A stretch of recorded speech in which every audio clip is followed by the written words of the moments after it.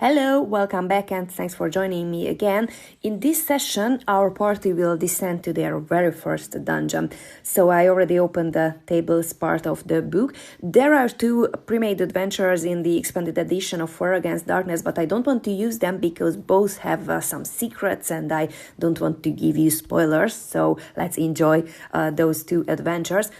This time I will go with basically what's the core of the game, a random dungeon built tile by tile and roll for the encounters as we explore this area. And what I made in the meantime, our characters now have some pictures, some portraits. So just to remember them, we have John the warrior, we have Tim the rogue, this is the first line of the marching order, and behind them there is Sarah the cleric and Lillian the elf. What I've already made, that I copied the 3 pages containing all the room tiles and corridor tiles in the book because I don't want to draw the lines this time. I will use a cutout method. And about experience and leveling up, I will go with the classic method. So after each major foo, one of our characters can try to level up, so they will have an experience roll, and we will count the minor foe encounters defeated, and after 10 they can have another experience roll. There is a little difference from the original version that previously we could collect only the minion encounters. Now we can count the vermin encounters too with this minor foe expression. So, what else do we have here? I started to prepare an area to track what is happening in the dungeon, and I think that's all to know at the very beginning. So our team is prepared, and now it is time to descend to the dungeon. So let's roll for the shape of the entrance room. It is number 1. So here is the page containing the entrance rooms. I will of course make it a little bit bigger, and now I see this is the first room, so I will just cut it out and put to a nice place to start the dungeon. So this is the first tile, which is the entrance room, and what I see here, we already have a door just to enter the dungeon before seeing these 3 other doors, and there's an optional rule for doors, and I want to roll on it because the entrance room is empty by rules, but maybe this door can give us a little bit of twist. I bookmarked some of the pages, so here is the door table. Let's roll 2d6 and see what kind of door is this. Number 9. It is an unlocked door, no special rules. Okay, so we can just freely enter to the dungeon. And as our party steps in, they see this is kind of a long hall room, and they can choose from 3 different doors. Let's check what is on the left. So I roll for the next area. Oh, maybe we should check the door. Okay, it is the door roll. A 7. Oh, an unlocked door. Okay, now the roll for the area. It will be 63, so room or corridor with number 63. Let's see it. It will be a corridor, I already see. Here it is, and this is the first area, so let's note it. Okay, so stepping through the door, our party sees a long corridor. Let's see what's in this corridor. And now we will need the content table, which is the most used table of the game. 2d6 roll. Number 9. This tile is empty and may be searched. Alternatively, spend 2 clues to find a secret passage. We don't have any clues yet, and this is an empty corridor. I don't want to search this time because finding anything on a corridor is harder than in a room, and we may alert wandering monsters. I don't want to do this yet, so let's just move through this corridor and check what is on the other side. Next room or corridor, number 36. Here is room 36. It is an interesting shaped room, and yeah, we have a door at the end. We just couldn't see it from the other side of the corridor. So here we have the second room, which is a room, not a corridor. Let's roll what we can. Oh, there's the door. I always have to remember that we have this new rule about the doors. So let's see what kind of door is at the end of the corridor. 2d6. 8. It is an unlocked door again. Okay. And now for the content of this room. 4. If this tile is a corridor, no. If it is a room, roll on the special events table. Let's look for the special events table. Here it is. It's just 1d6. Number 2, wandering monsters attack. Okay, roll d6. 3, it means vermin. Reroll any dragons or other foods never encountered as wandering monsters. Okay, and yeah, the final boss cannot be a wandering monster. Okay, so let's roll on the vermin table. I already bookmarked that one where we can find most of the enemies. So a d6 for what type of vermin here? Oh, 3d6 rats. Let's see. 10 rats arriving and rushing to the room, alerted by our party. HCL animal vermin, so level 1 animal vermin. No treasure, of course. How should the rats have treasures? At the end of the encounter, every PC wounded by a rat must roll a 1 in 6 chance of losing 1 life to infection. Okay, so they are infectious. And we could roll for their reaction. Let's see if they flee or fight. It is a 50-50 chance. Okay, they are definitely fighting against our party. So, 10 rats, let's start taking notes, and they are level 1 vermin. We start the fight, and we have an archer, Lillian has a bow, so first of all, she will shoot to the rats. Let's roll for Lillian's shoot. 2 plus her level, and the rats are not orcs, so 2 plus 1, 3, meaning she quickly shot 3 of the rats. Now they are only 7. And the others can go to melee, so let's roll for John's strike with the sword. 2 plus level plus 1 is 3, so John runs into the swarm of the rats and quickly deals with another 3. Now they are only 4. Okay, Tim, let's see what Tim can do with his sword.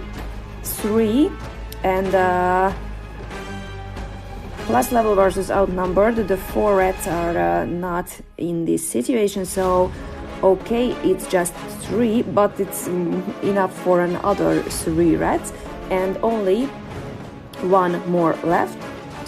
And Sarah is the last character, haven't attacked yet, so let's roll for Sarah's attack with the huge mace. It is enough absolutely for the last rat. It was a quick fight. Now the 10 rats are dead, and we cannot loot anything, and we cannot do anything here. We could search the room, but I don't want to search this time. Let's move on and see what we can find behind a door. Which door? Let's go to the door leading kind of backwards, so the southern one. And don't forget to count the encounters. So we already defeated 1 pack of rats. Okay, so what type of door is there? Let's see.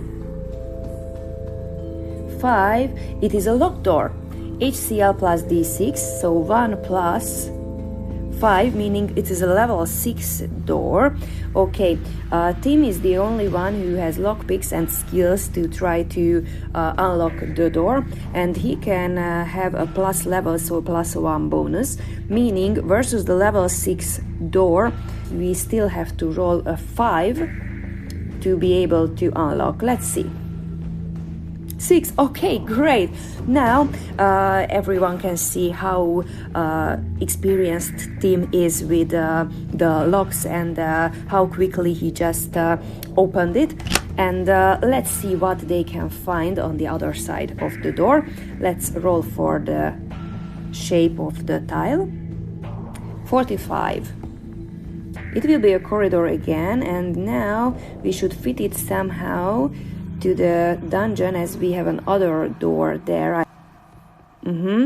Now I see that originally it is a 3 square long corridor leading back to the other door, but it won't fit, so I cut one down, which is actually allowed by the rules. Let's roll what is here in tile number 3. 6. Let's go back to the content table. Vermin encounter. Roll on the vermin table appropriate to your environment. Okay, it will be a d6 again. Here is the vermin table, and let's roll. 5 d6 vampire frogs. How many frogs do we have here? 3 vampire frogs, and they are HCl plus 3, meaning level 4 animal vermin. Okay, so 3 level 4 vampire frogs. Here they are. What do they do? Treasure -1. Okay, at least they will have some treasure. Despite the vampire moniker, these amphibian bloodsuckers are animals, not undead.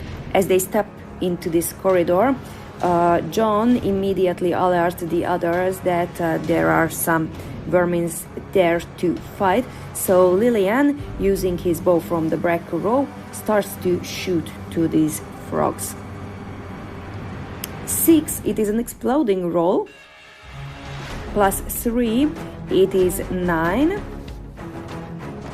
Lillian could defeat 2 of the frogs, so now we have only 1 vampire frog left here, and John, seeing this only 1, immediately jumps in before they can have a chance, the one left can have a chance to roll for moral or flee with the roll of 2. 2 plus 1 is the level, is 3. Oh, actually it is not enough for the level 4 vampire frog. Let's see if Tim can defeat it. Tim is hiding in the shadows because the only frog looks to John, and with this exploding 6, Tim jumps out of the shadow and defeats the last vampire frog. And now we can roll for treasure, the first treasure roll of the game. Here it is. Okay, I will bookmark the treasure table too. Let's roll with -1 modifier. 4, so 3. A scroll with a random wizard spell. So let's roll what kind of spell is on it. 2. Here is the random spell table. Number 2 is an escape scroll. Here we can see the description. So it is kind of a defensive teleportation spell.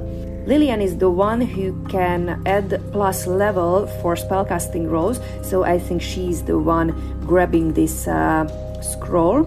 Now here is the scroll of escape, and we should count the encounters with minor foes. So now we defeated 2 packs of vermins. That's all. We can move, and let's go and let's see what's on the western side of this crossing. Let's roll for the shape of the next area. There is no door here, or at least we cannot see it. It is 45. Another crossing again, and this time we don't have to cut too much because it will be a longer corridor. Here it is. It is area number 4, and let's see what is there in this long corridor and the crossing. 9.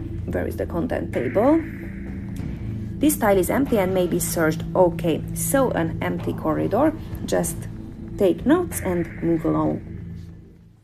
Now where to move? Let's continue our way towards west. Let's see. It is 16, which will be finally a room. So after following this long corridor, the team finally arrives to a larger area, an opening or a room with one door on the opposite side of it. And let's see what is here. Yeah, let's make like this. So it is area number 5. Roll for content. 5. This tile is empty and may be searched. Okay, in dungeons, roll on the special feature table. In caverns, in fungal grottos, we are in a classic dungeon environment. So let's roll for special feature. Here it is, d6. Number 5, a statue. You may leave it alone or touch it. If you touch it, roll d6. Okay, I think Tim is a very, very excited young guy, and everything which can be valuable is interesting for him, and he touches the statue. 5.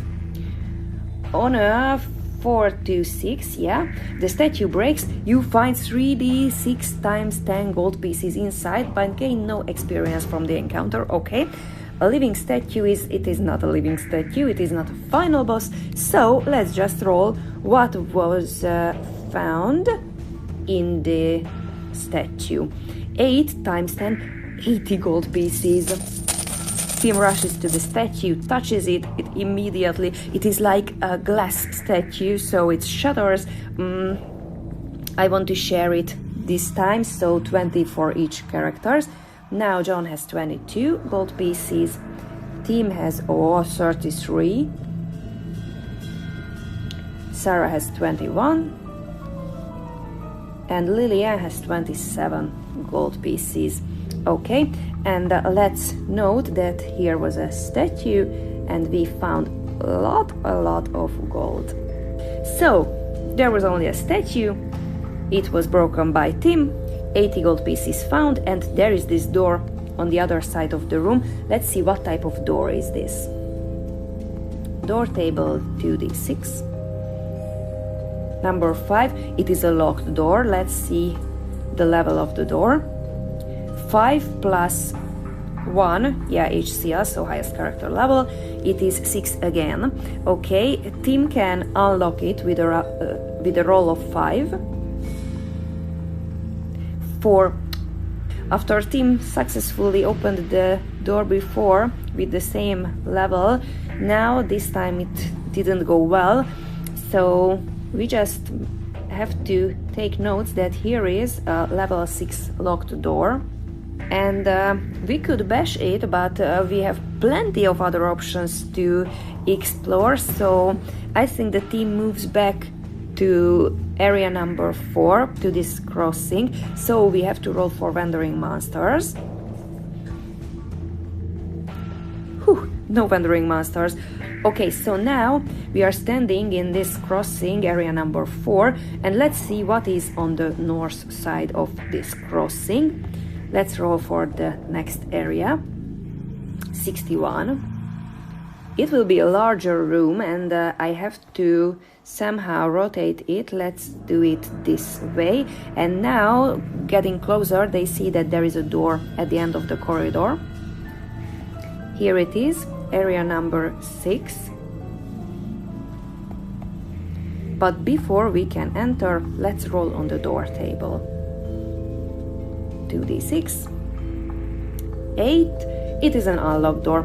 Okay, so the team just goes through the door and arrives to the biggest room they've seen in this dungeon so far.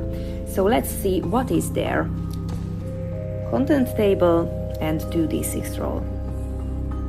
Number 3, treasure protected by a trap. Roll on the traps table and then on the treasure table. Okay, so first of all we have to know what type of trap is in here. Number 6. A giant stone falls on the PC in position 4 of the marching order. It would be Lillian. Okay, so I think the level of this trap is HCL plus 4, so 5, and our rogue can add plus level, so team versus a level 5 trap. 2 plus 1 is 3, which is not enough versus the level 5 trap, so team couldn't see that there will be a giant stone falling down to them. Lillian must make a defense roll versus level 5. 3, are there any bonuses for Lillian's defense?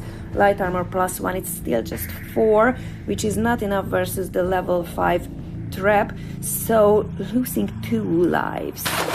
Now she still has 3 life points. Here is the treasure table, so let's roll.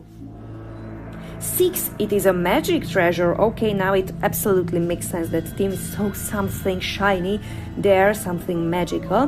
Where is the magic? Ah, here is the magic treasure table. Number 4, a magic weapon. Gives +1 to attack rolls. Great, great. This is a permanent magic item. Roll d6 to determine its type. 1, it is a crushing light weapon. Oh, okay. So it is kind of a small hammer, but a light weapon would have a -1 modifier. We all have better weapons actually. Maybe there can have some advantages having a magical weapon. Let's just note it, but he puts it to his backpack at the moment. Okay, so we have 2 options to continue the exploration.